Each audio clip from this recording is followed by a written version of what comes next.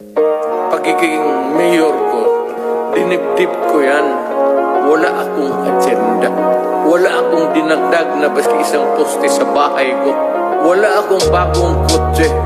Hindi ako nakatikim ng Mercedes-Benz. Dinibdib ko talaga ang trabaho ko para sa bayan ko.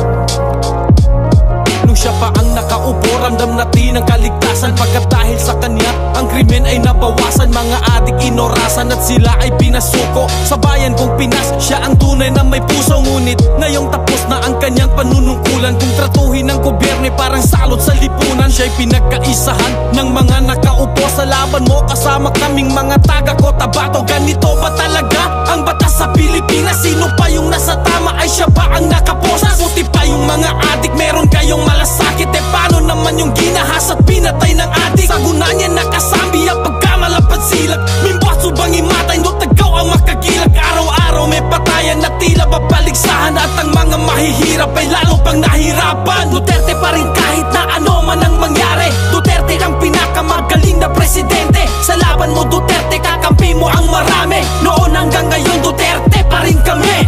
Duterte pa rin kahit na ano man ang mangyari. Duterte ang pinakamagaling na presidente. Sa laban mo Duterte, kakampi mo ang marami. Noon hanggang ngayon Duterte pa rin kami. Pinakamagaling na naging presidente ng Pinas. Ngayon ay pinagtutulungan ng kampo ni Satanas. Mga walang ibang hangad kundi sa trono maupo. Para sa posisyon ay handa na makipagbuno. Nung kanyang panahon ay nabawasan ang sagabal. Ngayon ay bumalik kaginabo nagipagkamal. Bamad silak pang imatay langon dun namin balingan. Balik sa dating gawi, wala nang kinakatakutan. Ano na ang nangyari sa pinasigla ng bayan? Ang sukli ba ay kulungan sa kanyang pinaghirapan? Galit ba kayo pagkat siya'y masakit magsalita? O galit kayo kasi sa yung maraming nagawa? Nakilala ang Pinas nung si Digong ang presidente. Di nyo kayang nakawin ang respeto kay Duterte. Pilipino bang sa Moro ay hindi nyo maluloko? Ang may bakal na kamay ang tunay na mahal ng tao. Duterte pa rin kahit na ano man ang mangyari. Duterte ang pinakamagaling na presidente.